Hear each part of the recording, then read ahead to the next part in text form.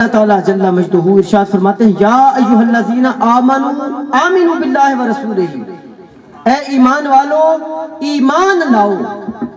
اللہ اکبر، آپ نہیں سمجھے؟ اے ایمان والو ایمان لاؤ۔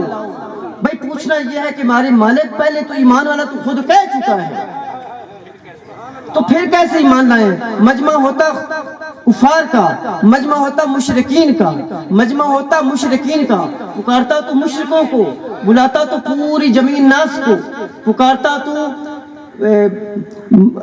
مکے کے کافروں کو، لیکن تو پکار مدینے کے مومنوں کو رہا ہے اور پھر کہہ رہا ہے کہ ایمان لاؤ۔ یا ایھا الذین آمنوا آمنوا باللہ ورسولہ، ایمان لاؤ اللہ اس کے رسول پر۔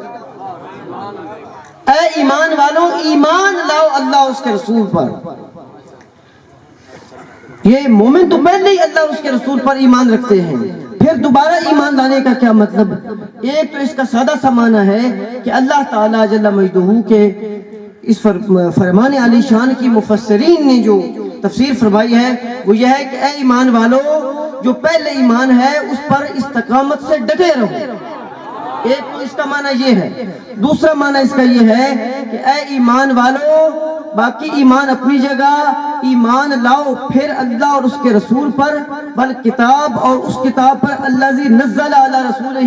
یہاں تاکید دراصل ایمان کی نہیں، تاکید دراصل رسالت کی لی جا رہی ہے۔ تاکید دراصل ایمان کی نہیں، دراصل رسالت کی لی جا رہی ہے۔ ایک اور نقطہ عرض کروں کہ قرآن میں کہیں بھی اللہ تعالیٰ کا ایمان تو ہے نا، اللہ تعالیٰ پر ایمان سب کا، اللہ تعالیٰ پر کچھ لوگ ایسے بھی ایمان رکھتے ہیں جو نہ مومن ہیں نہ مسلمان ہیں۔ جی، اللہ پر کچھ لوگ ایسے بھی ایمان رکھتے ہیں جو مومن نہیں ہیں، سمجھ آئی؟ لیکن پھر بھی اللہ پر ایمان رکھتے ہیں۔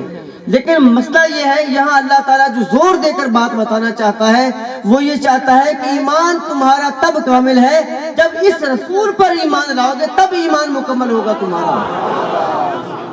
والکتاب الذی نزل علی رسولہ، اور کتاب یہ جو میرے مالک جو دو گتوں میں کتاب ہے یہ کتاب، فرمایا نہیں یہ کتاب نہیں۔ عرض کیا جو لوح محفوظ میں، فرمایا نہیں وہ بھی کتاب نہیں۔ تعارف کے طور فرمایا والکتاب، اور کتاب وہ نزل علی رسولہ جو ہم نے اس رسول پر کی ہے، اس پر ایمان لاؤ گے تب مومن کہلانے کے حقدار ہو۔